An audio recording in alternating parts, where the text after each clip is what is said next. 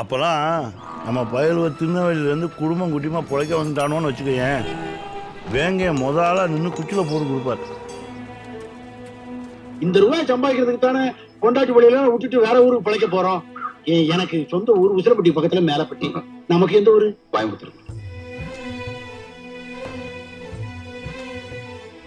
பெரிய மாமா சொன்ன மாதிரி 2 வருஷமோ 3 வருஷமோ வெளிநாட்டில் போய் சம்பாதிச்சிட்டு வா மாமா.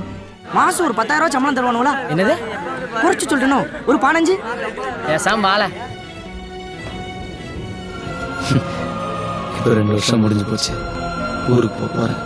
என் பணியை ஃபோட்டோவில் இல்லாமல் நேரில் பார்க்க போகிறேன்.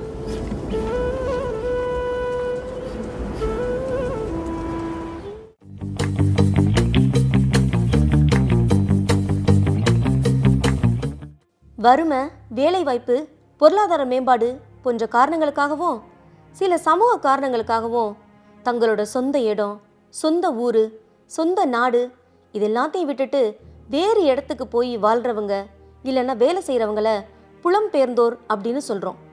ஆங்கிலத்தில் இவங்கள மைக்ரண்ட்ஸ் அப்படின்னு சொல்கிறோம்.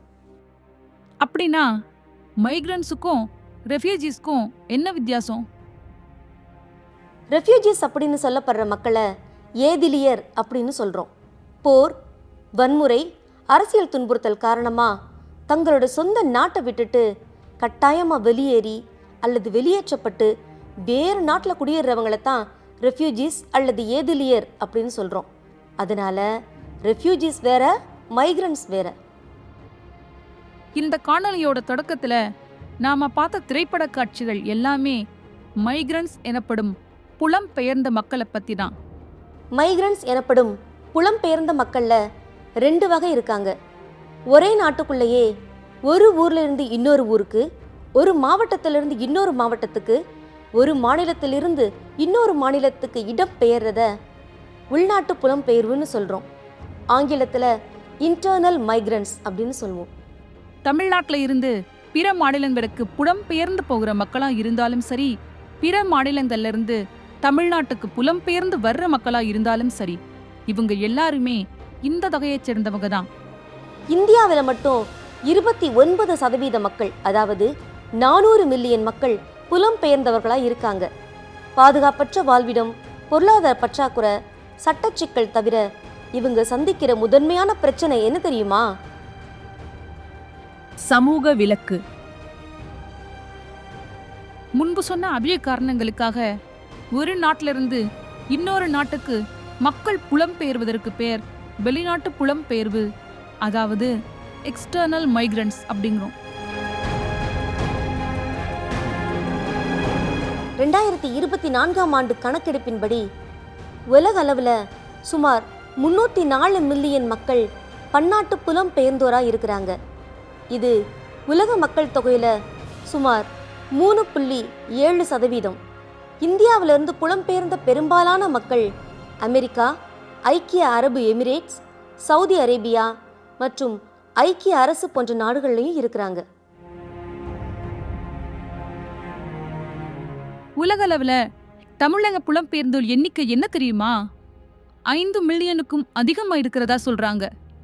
மலேசியா, சிங்கப்பூர், அமெரிக்கா, கனடா, ஐக்கிய அரசு போன்ற நாடுகளில் தமிழக புலம்பெயர்ந்தோர் குறிப்பிடத்தக்க எண்ணிக்கையில் இருக்கிறாங்க. புலம்பெயர்ந்த மக்கள் சந்திக்கிற பிரச்சனைகள் நிறைய இருக்கு. குறிப்பிட்டு சொல்லணும்னா, போலி முகவர்களிடம் சிக்கி தவிப்பது, ஊதிய திருட்டு,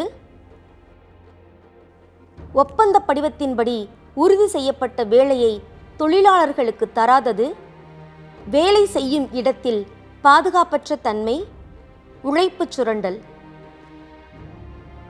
டிசம்பர் 18 உலக புலம்பெயர்ந்தோர் நாளாக கொண்டாட ஐக்கிய நாடுகள் அமைப்பு அழைப்பு விடுக்கிறது.